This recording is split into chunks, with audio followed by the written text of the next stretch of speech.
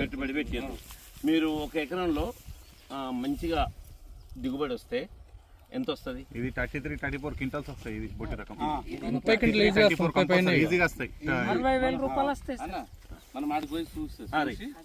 ఈ రకం ముందర పోతే కూడా బాగుంటుంది. వ్యాపారిపై కఠినమైన చర్య తీసుకోవాలి.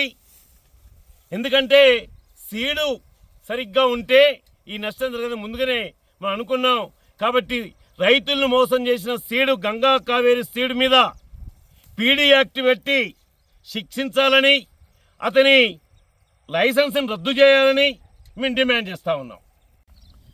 రైతు బీమా రైతు వారిగా అమలు చేసే విధంగా ప్రభుత్వాలు చర్య తీసుకోకపోతే మరి వేసంగి పంట ఎప్పుడొచ్చినా ఇది నిండా పండి చేతికి వస్తుందో లేదనేటటువంటి అనుమానంతో అనేక సంవత్సరాలుగా రైతులు ఇబ్బంది పడుతున్నటువంటి పరిస్థితి ఉన్నది.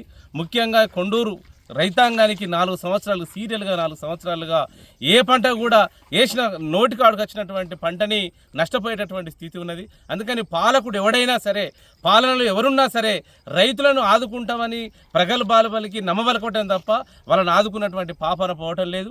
అందుకని ఇప్పటికైనా పెద్ద పెద్ద మాటలు చెప్తున్నటువంటి రైతు రాజ్యం అని చెప్తున్నటువంటి పాలకులు మీ చిత్తశుద్ధిని నిరూపించుకోవాలంటే రైతాంగం ఎదుర్కొంటున్నటువంటి ఆర్థిక ఇబ్బందుల్లో ప్రధానంగా ఇప్పుడు నోటికాడికి వచ్చినటువంటి పంట నష్టపోతున్నారు. వాళ్ళు వెంటనే ఎకరా 70,000 రూపాయల కాడికి ఇచ్చి ఆదుకొని నష్టపరిహారం ఇప్పించినప్పుడు మాత్రమే మీ మాటలు ఏమైనా నిజమని నమ్ముతారు. అందుకని ఒకవేళ అట్లా కాకపోతే కనుక మీరు పోయిన ప్రభుత్వాలకు పోతున్న గతే పడుతుంది.